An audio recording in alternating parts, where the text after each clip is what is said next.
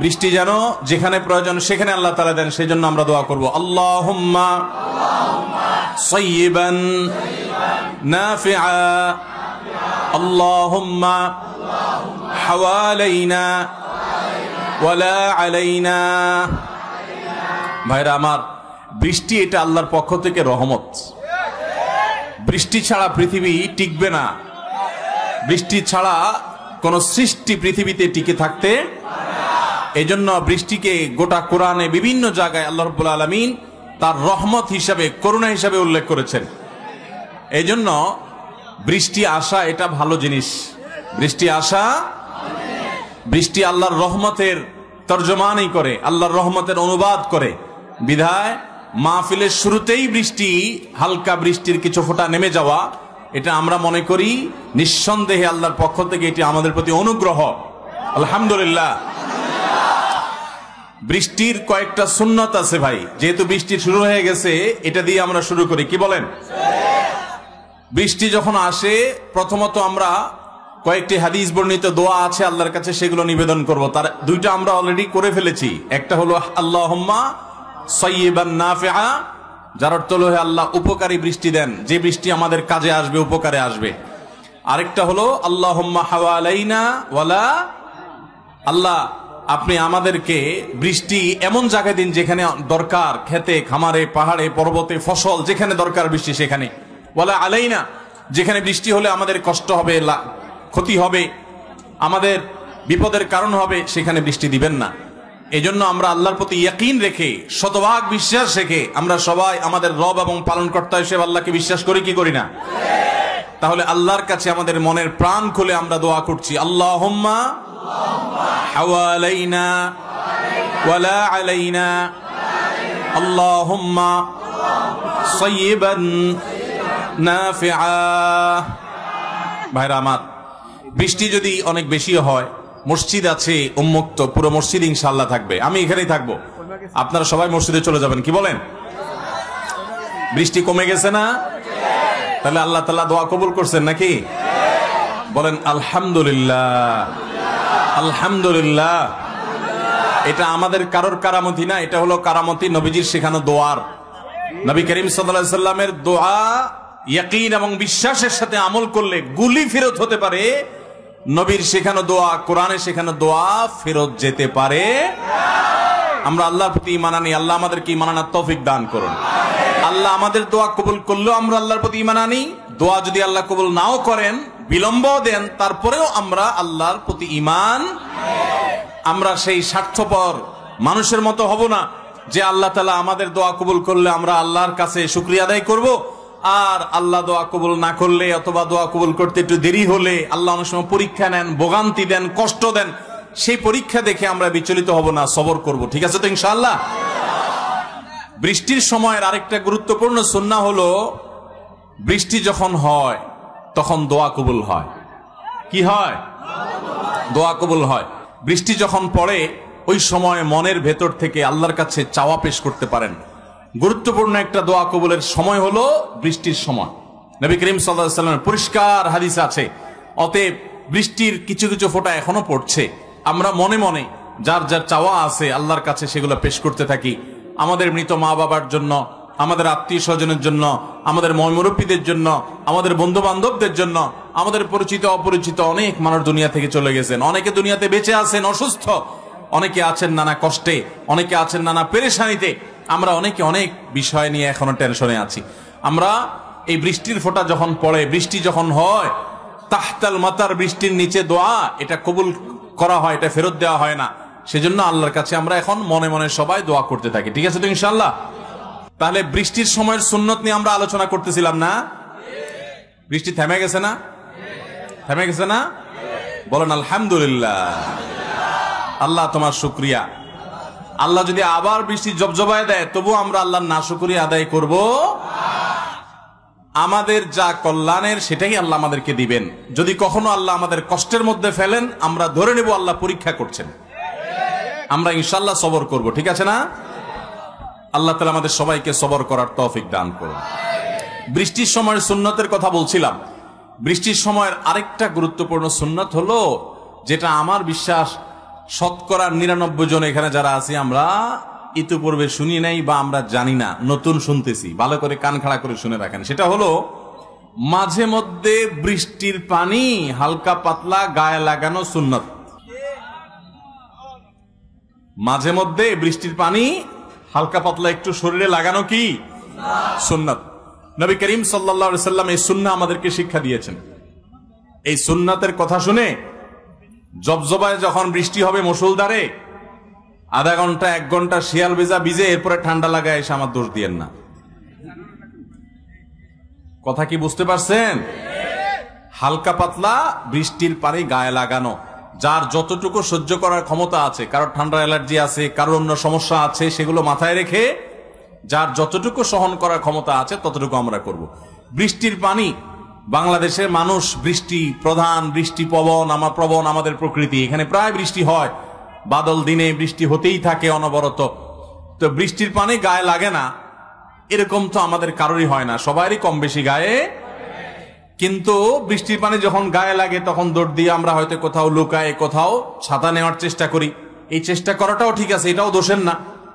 কিন্তু বৃষ্টির পানি যখন পড়ে গায়ে, মাঝে মধ্যে নিয়ত করে নিব যে নবী সাল্লাল্লাহু আলাইহি সাল্লাম এই বৃষ্টির পানিকে আল্লাহর রহমত, আল্লাহর করুণা হিসেবে আখ্যায়িত করেছেন, আসমান থেকে উপরের দিক থেকে এসেছে। অতএব এই পানি বরকতের পানি, রহমতের পানি একটু হলেও যদি গায়ে লাগে সেটা আমাদের জন্য কল্যাণের। নবী সাল্লাল্লাহু আলাইহি সাল্লামের নির্দেশনা ছিল, তিনি উৎসাহ দিয়েছেন বৃষ্টির পানি একটু গায়ে লাগানোর জন্য। সেই নিয়তে যখন বৃষ্টির পানি গায়ে লাগবে, ওই নিয়তে একটু গায়ে মাখবেন, একটু লাগাবেন এবং বৃষ্টির পানিকে উপভোগ করবেন সুন্নাত পালনের নিয়তে। ইনশাআল্লাহ তখন বৃষ্টির পানিতে যে ভিজলেন, ওই ভিজার মাধ্যমে আপনি আল্লাহর কাছে সুন্নাত পালন করার সওয়াবের ভাগীদার হবেন। চেষ্টা করব না আজ থেকে ইনশাআল্লাহ। বৃষ্টির সময় মাঝে মধ্যে এটা করতে হয় এবং এটা সুন্নাহ। আমরা শৈশবে বৃষ্টি হলে, আমরা যখন ছোট ছিলাম তখন দৌড় দিয়ে বের হয়ে যেতাম। এখনো গ্রামে ছেলেফেলেরা হয়তো যায়, একটু বৃষ্টির পানি গায়ে লাগায়, আবার বেশি লাগালে ঠান্ডা লাগবে, মা বাপ ধরে নিয়ে আসে, সেটাও ঠিক আছে। হালকা পাতলা মাঝে মধ্যে সুন্নাত আদায়ের নিয়তে বৃষ্টির পানি গায়ে লাগাতে হবে। আল্লাহ আমাদের সবাইকে আমলের তৌফিক দান করুন। আল্লাহ সুবহানাহু ওয়া তাআলা একটু বৃষ্টি দিয়া পরীক্ষা নিলেন যে কোনগুলো আগে দৌড় দেয় আর কোনগুলো পরে দৌড় দেয়। যারা আগে দৌড় দিয়েছেন তারা ফেল করছেন, ব্যাপারটা এরকম না। আমরা বাঙালি খুব সহজে যোগ বিয়োগ কষে ফেলাই, ঠিক না বে ঠিক? কারোর মসজিদ থেকে বের হয়ে যেতে দেখছি, আমরা চিন্তা করতেছি ব্যাপার কি, বেটা জুতা চোর নাকি? এখনো জামাত হয় না, সে মসজিদ থেকে বাইরে কই যায়? হতে পারে বেচারার ওযু গেছে। আমরা মানুষের প্রতি বেশিরভাগ ক্ষেত্রে কুধারণা করি, ঠিক না? এই যে যারা উঠে গেছে, এতক্ষণ সবাই তো খুব জোরে জোরে ঠিক ঠিক বললেন যে এরা পরীক্ষা ফেল করছে, উঠে গেছে। ব্যাপারটা এত সহজ না। হতে পারে তার ঠান্ডার অ্যালার্জি আছে, তাহলে নিজের শরীরকে কষ্ট দেওয়া, নিজেকে অসুস্থতার দিকে ঠেলে দেওয়া, এটা বরং নিষেধ। আল্লাহ বলেছেন ওয়ালা তুলকু বিআইদিকুম ইলা তাহলুকা, তোমাদেরকে ধ্বংসের দিকে নিজেদেরকে নিজেরা ঠেলে দিবা না, এটা ঠিক না। অতএব যারা চলে গেছে তারা যদি অ্যালার্জির কারণে যায় তাহলে ঠিক আছে, আর যদি ঝামেলা থেকে বাঁচার জন্য দৌড় দেয় তাহলে ঠিক নাই। আল্লাহ আমাদের সবাইকে যতক্ষণ বসবো, যতক্ষণ শুনবো, ইখলাসের সাথে, নিষ্ঠার সাথে, আল্লাহকে খুশি করার জন্য, কিছু জ্ঞান অর্জন করার জন্য, কোরআন হাদিসের কথা জানার জন্য এবং সাথে আমলের উদ্দেশ্যে, এগুলোকে নিয়ে বাড়িতে যাওয়ার উদ্দেশ্যে আল্লাহ তাআলা আমাদেরকে শেষ পর্যন্ত বসার তৌফিক দান করুন। আলহামদুলিল্লাহ, বৃষ্টি চলে গেছে। তাহলে এবার আল্লাহ তাআলার প্রতি শুধু শুকরিয়া আদায় করার বিষয় না, শিক্ষা গ্রহণ করার বিষয় আছে পাশাপাশি। যে শুকরিয়া আদায় করব, শিক্ষাও গ্রহণ করব। ইমানদারের যে কোনো মুসিবতে সবার আগে কার দিকে ধাবিত হব আমরা? আল্লাহর দিকে। বৃষ্টি হয়েছে, আমার অসুবিধা হচ্ছে, সাথে সাথে দোয়া। অসুস্থ হয়েছি, কষ্ট হচ্ছে, সাথে সাথে 2 রাকাত নামাজ, এরপর একটু হাত তুলে দোয়া। কোন একটা মুসিবত হয়েছে, সাথে সাথে দোয়া। নবী সাল্লাল্লাহু আলাইহি সাল্লাম বলেছেন, কারোর জুতার ফিতা ছিঁড়ে গেছে, জুতার ফিতা ছিঁড়ে গেছে, তখনও সে ওইটা ঠিক করবে যে আল্লাহর কাছে সাহায্য চাইবে। আমরা চিন্তা করি যে জুতার ফিতা ছিঁড়ে গেছে, এটা জোড়া দিতে তো আমার 2 মিনিট লাগবে, এর জন্য আবার আল্লাহর সাহায্য চাইবো? ইমানদার ছোট বড় যে কোনো বিষয় আল্লাহর সাহায্য চাইবে। আমি ঠিক করবো, ঠিক আছে, আগে আল্লাহর কাছে দোয়া করে নিব। মনে মনে দোয়া করতে পারি, আমার হাত তুলে 2-5 মিনিট ধরে দোয়া করতে হবে এমন কোনো জরুরি না যে আল্লাহ তুমি আমাকে এটাও একটা বিপদ, খুব ছোট বিপদ হতে পারে, ক্ষুদ্র বিপদ, ক্ষুদ্র বিপদ থেকে অনেক সময় বড় বিপদ হয়। আল্লাহ তুমি আমাকে এই বিপদ থেকে উদ্ধার করো, আমার জন্য সহজ করো। এইভাবে আল্লাহর দিকে আমাদের বেশি বেশি ধাবিত হতে হবে, দোয়া করতে হবে। অসুখ হলে ওষুধের কথা, ডাক্তারের কথা যত তাড়াতাড়ি মনে পড়ে, বেশিরভাগ মানুষের আমাদের আল্লাহর কথা এত তাড়াতাড়ি মনে। এই যে বৃষ্টি শুরু হয়ে গেল, দৌড় দিয়া পালানোর কথা যত তাড়াতাড়ি মনে হয়েছে, বৃষ্টির দোয়াটা পড়ার কথা এত তাড়াতাড়ি মনে। এই বৃষ্টি না আসলে এতগুলো কথা আমরা শুনতে পারতাম? আমি তো আজকে বৃষ্টির ওয়াজ করার কথা না, তো আল্লাহ তাআলা কয়েক ফোঁটা বৃষ্টির পানি ফালায়া এই উসিলা আমাদেরকে বৃষ্টি সংক্রান্ত অনেকগুলো কোরআন হাদিসের কথা শোনার তৌফিক দিয়ে দিয়েছেন, আলহামদুলিল্লাহ। তাহলে এই বৃষ্টি আমাদের জন্য কল্যাণের হয়েছে না অকল্যাণের? এইটা তো একটা আমরা দেখলাম, এরকম আমাদের অজান্তে আরো বহু কল্যাণ থাকতে পারে। আল্লাহ আমাদের সবাইকে কোরআন এবং হাদিস দ্বারা আমাদের জীবনকে আলোকিত করার তৌফিক দান করুন। ভাইরা আমার, অনাবৃষ্টি আপনারা ভুলে গেছেন কিনা আমি জানি না। গত বছরের কথা, গ্রীষ্মে এত পরিমাণ গরম ছিল বাংলাদেশে, এবং আবহাওয়াবিদরা বলছেন যে সামনের বছর নাকি, সামনের গরমে নাকি আরো ভয়াবহ গরম আসছে। এই বছর শীতেও বাংলাদেশে ভয়াবহ শীত ছিল, এত শীত কখনো ছিল না। এবং গেল আপনার বর্ষার মৌসুম প্রায় পার হতে যাচ্ছিল, কিন্তু বৃষ্টি হচ্ছিল না। বৃষ্টি না হওয়ার ফলে আমাদের ফসল, ক্ষেত খামার এগুলো সব ধ্বংস হয়ে যায়, শেষ হয়ে যায়, নষ্ট হয়ে যায়, মরে যায়। এই বৃষ্টি আল্লাহ তাআলা যদি বন্ধ করে দেন, তাহলে এমনিতেই প্রাণ শেষ হয়ে যাবে, এমনিতেই গোটা পৃথিবী ধ্বংস হয়ে যাবে। এজন্য বৃষ্টি সবসময় আল্লাহ তাআলার রহমত। তবে হ্যাঁ, কখনো কখনো অতিরিক্ত বৃষ্টি দিয়ে আল্লাহ বান্দাকে পরীক্ষা করেন, কখনো আযাব পাঠান, কিন্তু সাধারণত স্বাভাবিক বৃষ্টি হলে সেটি আল্লাহ তাআলার রহমতই হয়, অনুগ্রহ হয়, করুণা হয়। বাংলাদেশ বৃষ্টির দেশ তো, সেজন্য বৃষ্টির কদর আমরা বুঝি না। বৃষ্টি আসলে আমরা দৌড় দিই এবং বোঝা মনে করি। মধ্যপ্রাচ্যের মানুষ, সৌদি আরবের মানুষ, তারা বুঝে বৃষ্টির কত মূল্য।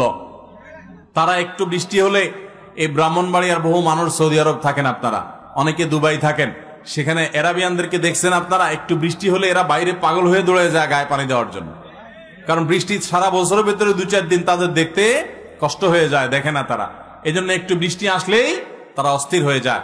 আর বাংলাদেশে মানুষ আমরা, মেঘ না চাইতে বৃষ্টি আমাদের সকাল বিকাল।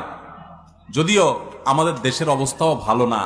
গত বছর আপনারা জানেন, সারা দেশে উলামায়ে কেরাম বৃষ্টি প্রার্থনার নামাজ পড়েছেন, আমরা বৃষ্টি প্রার্থনার নামাজ ঢাকায় পড়েছি। এত অনাবৃষ্টি হয়েছে যে বৃষ্টি প্রার্থনার জন্য দেশের বিভিন্ন প্রান্তে প্রান্তে উলামায়ে কেরামকে আল্লাহর কাছে দুহাত তুলে কাঁদতে হয়েছে, বৃষ্টি প্রার্থনার নামাজ পড়তে হয়েছে। বৃষ্টি হারিয়ে যাচ্ছে আমাদের কাছ থেকে। অতএব এই বৃষ্টি আল্লাহর অনুগ্রহ, এই বৃষ্টি আল্লাহর করুণা। আল্লাহ, আপনি আমাদের দেশে বৃষ্টি, আপনি আমাদের দেশে গরমের সময় গরম, শীতের সময় শীত, যেটা যখন প্রয়োজন আমাদেরকে পরিমিত এবং প্রয়োজন মতো দান করেন, বলুন আমিন। আল্লাহ, আমাদের বৃষ্টি, অতিবৃষ্টি, আমাদের অতি ঠান্ডা এবং অতি গরম, কোনোটা যেন কষ্টের কারণ না হয়। গরিব দেশ, আমাদের কিছুই নেই। মিডল ইস্টের মানুষের এসি আছে প্রত্যেকের ঘরে ঘরে, গাড়িতে গাড়িতে। আমাদের এত এসি নাই, এত বিদ্যুৎ নাই। আল্লাহ, এত শীত নিবারণ করার মতো হিটারের ব্যবস্থা নাই, গিজারের ব্যবস্থা নাই। আল্লাহ, এত বৃষ্টি সামলাবার মতো পরিস্থিতিও আমাদের নাই। অতএব আমাদের এই গরিব দেশের প্রতি আপনি রহম করুন। আমাদেরকে বৃষ্টি, ঠান্ডা, গরম সবকিছু পরিমিত দিন, যা দরকার তা দিন। বেশি বেশি করে আল্লাহর কাছে আমরা দোয়া করব, ঠিক আছে না ইনশাআল্লাহ? আল্লাহ তাআলা আমাদের সবাইকে, আমাদের প্রিয় স্বদেশকে, গোটা পৃথিবীকে, মুসলিম মিল্লাতকে আল্লাহর রহমত এবং শান্তির চাদরে ঢেকে রাখুন, বলুন আমিন। তাহলে বৃষ্টির কতগুলো সুন্নতের কথা কিন্তু আমরা শুনে ফেললাম। বৃষ্টির সময় দোয়া পড়তে হয়, আল্লাহুম্মা হাওয়া আলাইনা ওয়ালা আলাইনা, আল্লাহুম্মা সাইয়্যিবান নাফিআ। বৃষ্টির সময় যদি বজ্র হয়, বাতাস হয়, তখন ভিন্ন দোয়া। আর বৃষ্টি যখন হয় তখন ওই মুহূর্তে দোয়া কবুল হয়, আল্লাহর কাছে মনে মনে দোয়া করতে হয়, বা হাত তুলে দোয়া করতে পারেন। যখন বৃষ্টি হয় তখন আদ-দুআউ তাহতাল মাতার, বৃষ্টির পানির নিচে, মাথার উপরে বৃষ্টি হচ্ছে, নিচে বসে দোয়া করলে দোয়া কবুল হয়, ফেরত দেওয়া হয় না। আরেকটা বিষয় হলো যে বৃষ্টি যখন হয় তখন বৃষ্টির পানি একটু গায়ে লাগানো, হালকা পাতলা, যতটুকু সহনীয় পর্যায়ের সুন্নাত, আল্লাহর রহমত, এটা নিজের শরীরে লাগানো সুন্নাত। সুন্নাতের নিয়ত করে মাঝে মধ্যে বৃষ্টির পানি লাগাবো। আল্লাহ আমাদেরকে আমল করার তৌফিক দান করুন।